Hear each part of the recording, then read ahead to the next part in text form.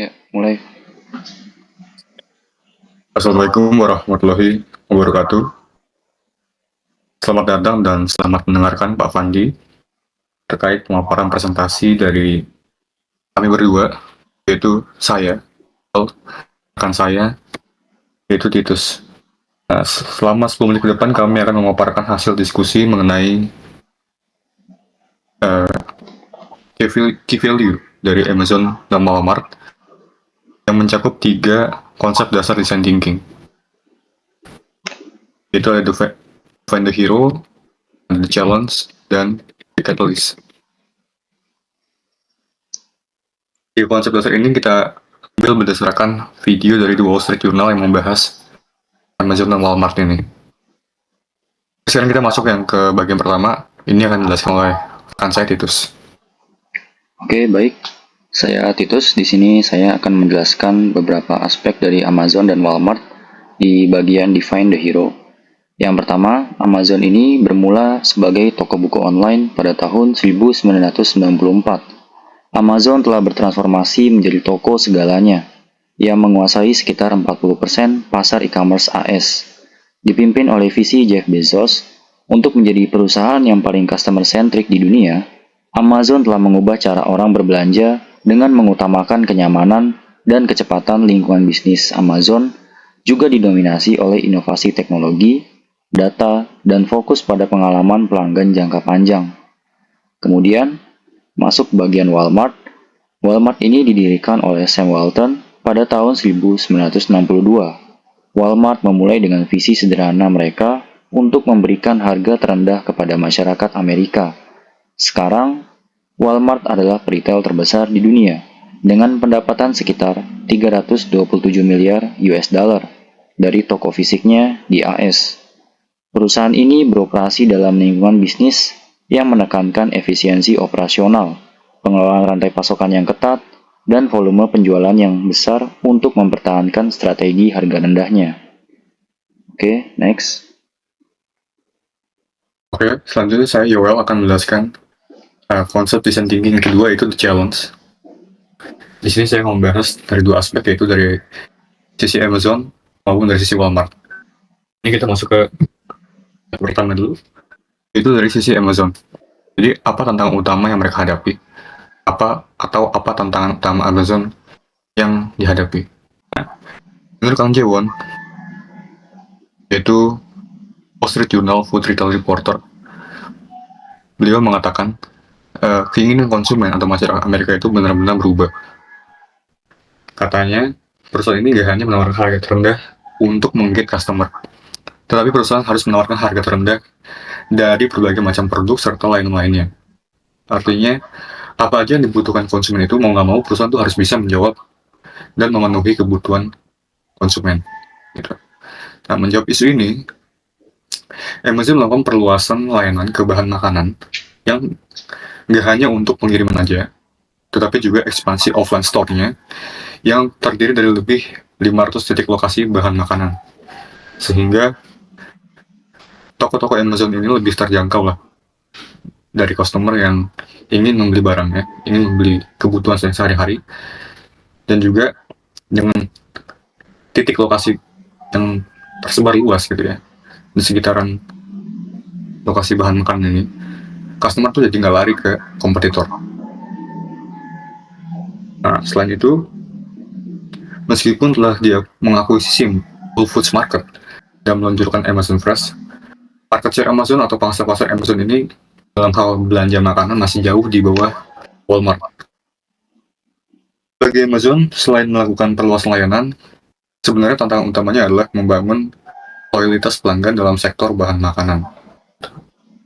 Kepercayaan pelanggan, ya, ini menurut Amazon, kepercayaan pelanggan itu dalam membeli produk segar secara langsung menjadi hambatan utama bagi Amazon. Sebab kenapa? Karena saat ini konsumen itu masih lebih nyaman memilih sendiri bahan makanan yang mereka beli, seperti buah-buahan dan sayuran di offline store gitu, dibandingkan dia mempercayakan keputusan itu pada otomatisasi Amazon, alias pada teknologi yang atau opsi teknologi yang diberikan oleh Amazon gitu. Mungkin melalui robot, dan juga otomatisasi lainnya. Oke. Selanjutnya, ini dari Walmart. Sebagai perusahaan retail terbesar di Amerika Serikat, Walmart memang telah lama dikenal dengan keberadaan offline store-nya yang luas, serta menerapkan strategi harga yang rendah.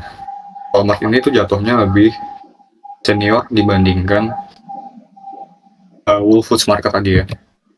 Whole Foods Market, dia berdiri di tahun 1980, sementara Walmart ini berdiri sudah lebih lama, itu 20 tahun sebelumnya, lebih tepatnya pada tahun 1962. Itu. Makanya menurut Wall Street Journal, Walmart ini adalah pemimpin yang tak terbantahkan atau undisputed leader dalam hal bahan makanan, dalam hal retail lah, sektor retail ini, khususnya bahan makanan. Namun walaupun mendominasi sektor retail secara bentuk fisik dan bahan makanan, nyatanya para customer Walmart ini masih menghadapi beberapa tantangan utama ketika mereka berbelanja gitu. Nah, agar lebih jelasnya saya akan bahas dari kedua aspek, dari kedua sisi, yaitu dari sisi offline store maupun secara online atau e-commerce. Oke, kita masuk ke offline store dulu ya. Nah, salah satu masalah utamanya adalah dari pengalaman belanja di offline store ya, para customer ini, Walmart kan tuh menawarkan harga yang kompetitif gitu, sama seperti Amazon. Tapi nyatanya masih ada masalah seperti kesulitan menemukan produk tertentu karena tempatnya luas gitu, dan keterbatasan pegawai toko yang dalam hal membantu customer yang untuk mencari produk yang mereka inginkan tuh, mereka tuh sangat terbatas gitu. Dalam artian contohnya kayak misalnya customer yang mencari produk susu gitu, atau produk anak lah, produk susu lah gitu depannya. Misalnya cari produk susu. Nah, produk susu ini kan biasanya di banyak supermarket itu letaknya di pojok ya. Di sudut-sudut ruangan, sudut-sudut toko itu. Ini yang orang-orang ya. Mungkin bisa menanggung anak-anak, orang yang anak-anak mencari-cari suasana jadi sulit-sulit gitu.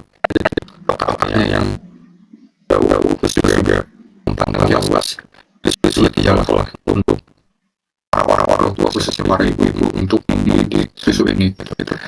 Dengan sedikitnya pegawai toko, jadi para customer ini tuh lebih kesusahan gitu mencari produk yang mereka butuhkan. Nah, itulah yang harus dihadapi oleh Walmart itu. Satunya masalah ini, kekurangan pegawai toko. Nah, kemudian dari sisi e-commerce-nya yaitu Walmart Plus, tantangan yang dihadapi pelanggan Walmart adalah ada keterbatasan pilihan, fleksibilitas dalam layanan pengiriman, dan pengambilan barang. Nah, Walmart tuh memang menawarkan opsi buy online pick up in store, atau akronimnya disebut BOPIS.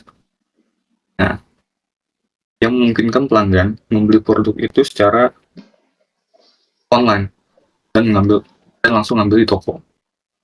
Nah, hal ini membuat pengalaman belanja itu kurang menyenangkan bagi sebagian orang, terutama bagi mereka yang memiliki waktu yang terbatas dan menginginkan proses yang lebih cepat serta lebih efisien.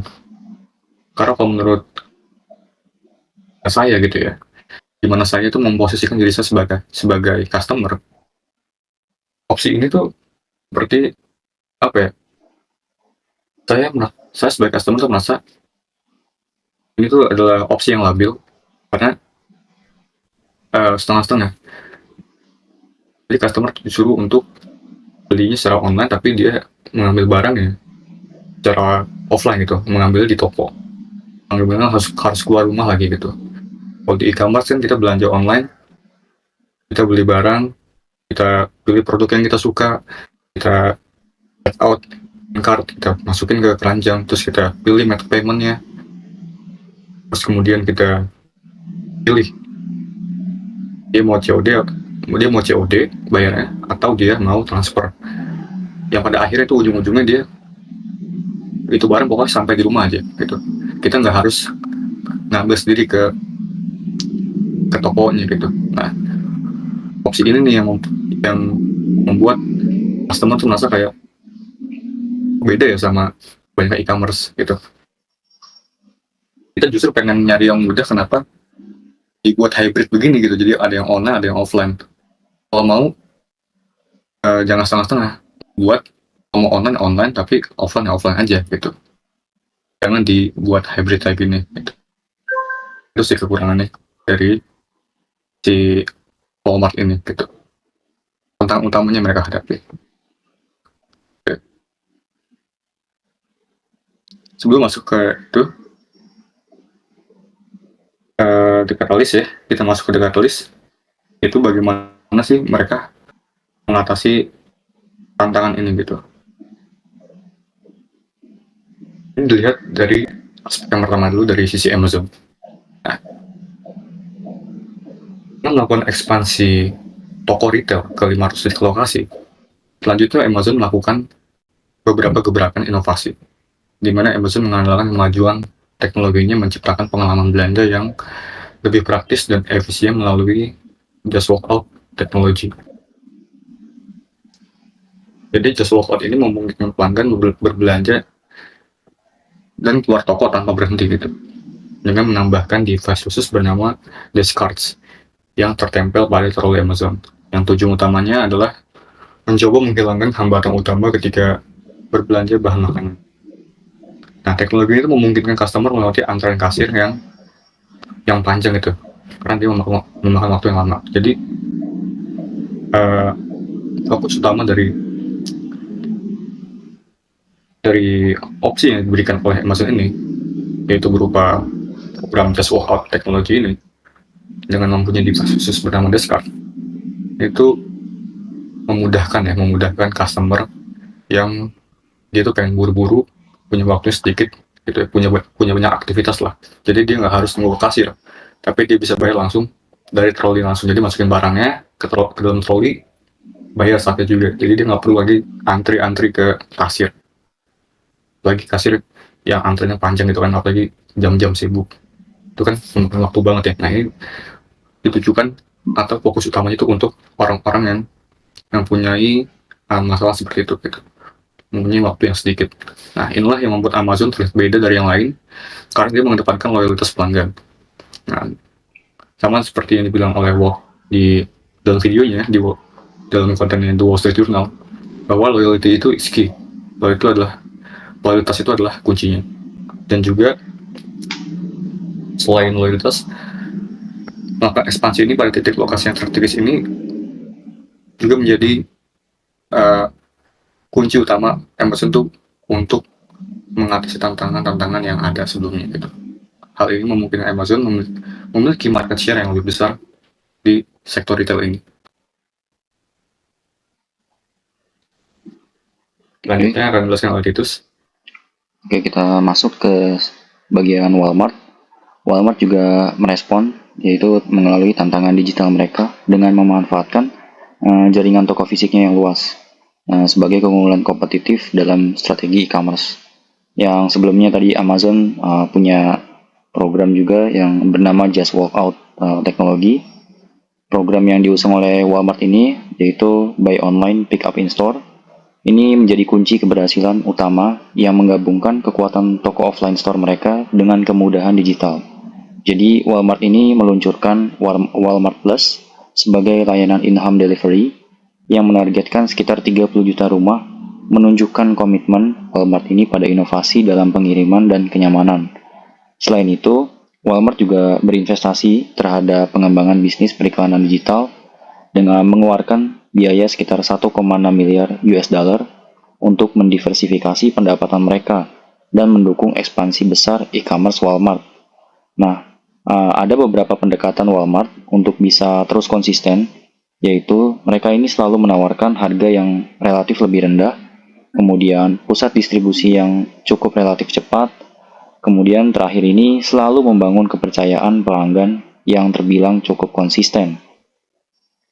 Oke, next. Dulu kita masuk ke bagian terakhir, yaitu bagian kesimpulan. Di sini saya mau rekap sedikit mengenai konsep design thinking yang bagian ketiga ini, yaitu bagian The Catalyst. Jadi, dari berbagai macam masalah yang dihadapi kedua perusahaan ini, mulai dari ini masyarakat yang sudah berubah signifikan akan pandangannya terhadap harga bahan makanan sampai berbagai opsi berupa sistem kemudahan yang diberikan, tetap mereka tuh memiliki masalah yang serupa, yaitu soal perilaku konsumen. Nah, perubahan perilaku konsumen juga menjadi tantangan bagi kedua perusahaan ini, baik dari sisi Amazon maupun Walmart. Saat ini, seperti saya bilang tadi, konsumen tuh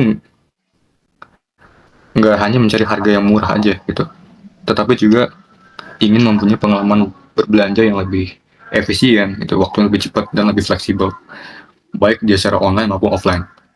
Nah, kemudahan belanja dari online maupun offline ini tuh ada kaitannya dalam bidang digital marketing, yaitu konsep omnichannel, di mana perusahaan itu memiliki ekosistem perusahaan yang terintegrasi atau terkoneksi satu sama lain, baik dia online maupun offline.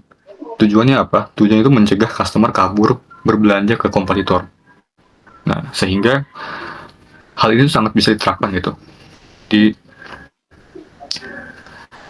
konsep yang ketiga ini. Bagaimana si Amazon sama Walmart ini mengatasi tantangan ini gitu. Nah, dengan ekspektasi pelanggan tuh terus berkembang. Jadi Walmart dan Amazon ini harus terus berinovasi lah untuk mempertahankan pangsa pasar mereka jika mereka ingin tetap eksis di dunia retail ini. Oke, selanjutnya akan jelaskan oleh Titus. Oke.